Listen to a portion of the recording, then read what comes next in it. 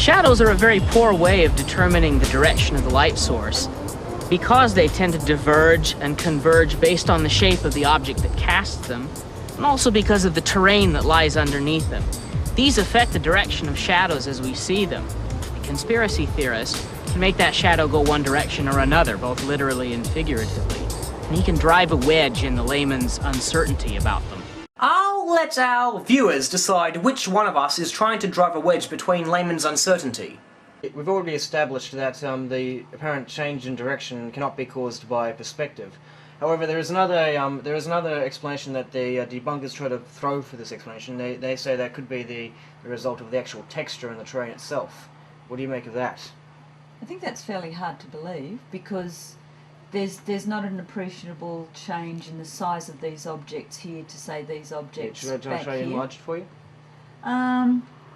Well, I mean, if you look at the relative size in the camera of these objects and then go up to the objects that are in the distance, bit more, bit more, bit more, bit more. Oh, that's as hard Oh, as right.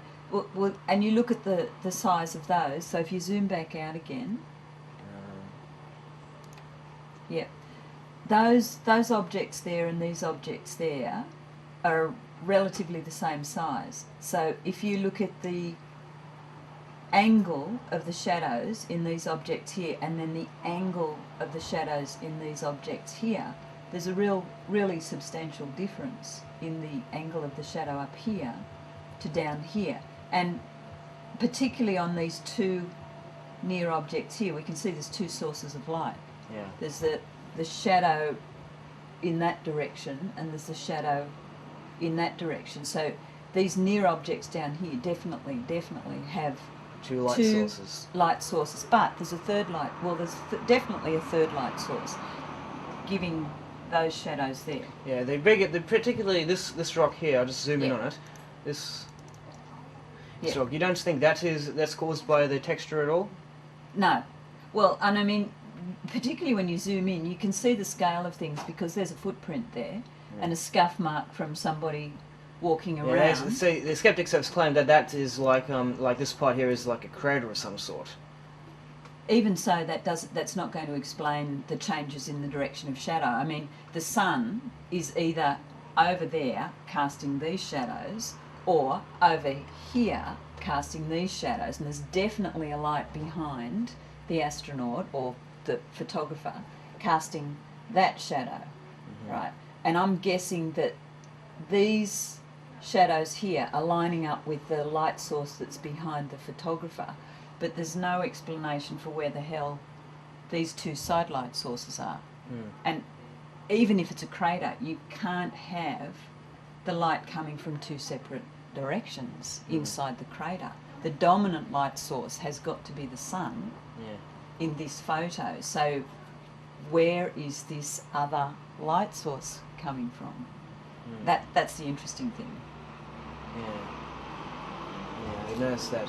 So you definitely don't think that it could be the terrain that's causing these? I don't see how it's possible. Yeah, I've noticed this is on the flat terrain anyways. Yeah. This There's round no rock. obvious like curving to the ground plane at all. That unless it's such a subtle curve to the ground plane that it's imperceptible, and in that case it wouldn't be making any changes at all. So it is really quite intriguing. Yeah, well, I came to conclude maybe some of these shadows might be a result of the direction, but I don't know about this one because of its... Yeah, that one and that one are quite puzzling. That one is predictable because, I mean, you've got the shadow falling there and you've got the shadow falling there from the light source which is behind the photographer. But this light source over here, which is casting those shadows and that side shadow there, and this shadow from this, which is on these rocks, two completely different directions. It's just not possible without there being some other sort of a light source. Okay. Shortly after this interview with Miss Heller, a believer who I was debating with over the internet came up with this image, suggesting that it was the actual shape of the rock and the angle that it was pointing at that caused this. In this photo, he used a tilted bucket of Legos to act as the rock. But again, if we compare it with the Apollo 17 photograph, there is again no near 90-degree angle. To test this hypothesis, I did the following experiment in my driveway. To act as the rock, I used a plastic ice cream tub tilted on its side, and we used the sun to act as our single light source. And we have the Apollo 17 photo to compare it with.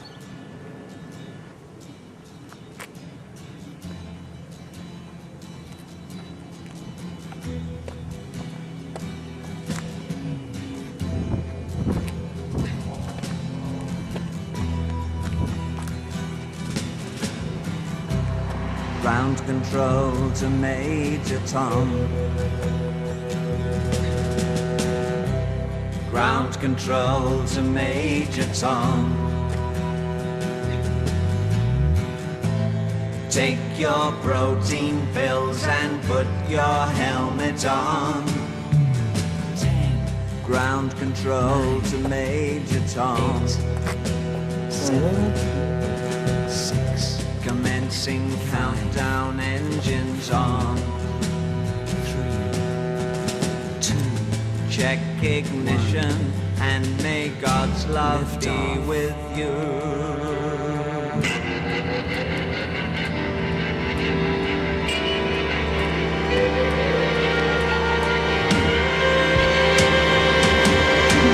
This is ground control to Major Tom.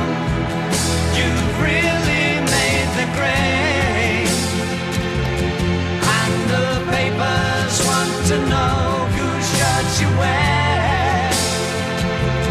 Now it's time to leave the capsule if you dare. This is Major Tom to ground control. I'm stepping through the door,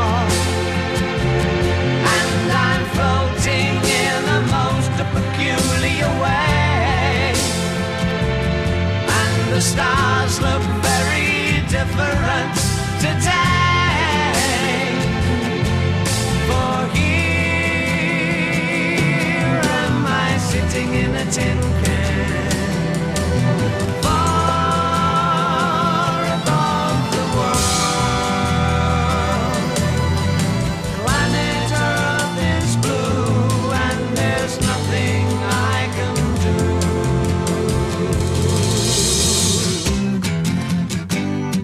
do. You can see how badly I'm struggling to recreate the shadow positionings.